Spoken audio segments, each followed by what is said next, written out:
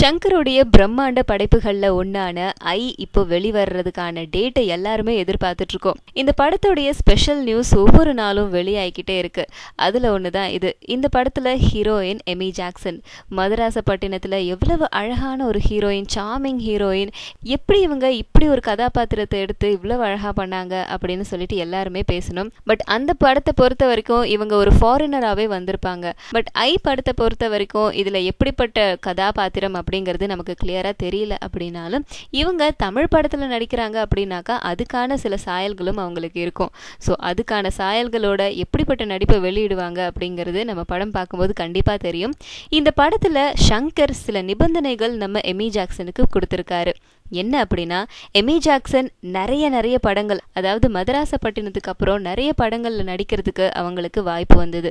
எல்லா வாய்ப்பையும் தவிர்த்துட்டு விடிவில நடிச்சாங்க. அதுக்கப்புறம் நம்ம தமிழ் படம் ஐல நடிச்சிட்டு இருக்காங்க. இந்த படங்கள்லாம் வர வர அவங்களுக்கு நிறைய வாய்ப்புகளும் நிறைய ஃப்ரெண்ட்ஸும் அதிகமாக நிறைய பார்ட்டிஸ்க்கெல்லாம் போயிருக்காங்க. ஸோ இவங்க லேட் நைட் பார்ட்டிஸ் எல்லாம் அட்டன் பண்ணிட்டு மறுநாள் ஷூட்டிங்க்கு வரும்போது ரொம்பவே டல்லா தெரிஞ்சிருக்காங்க.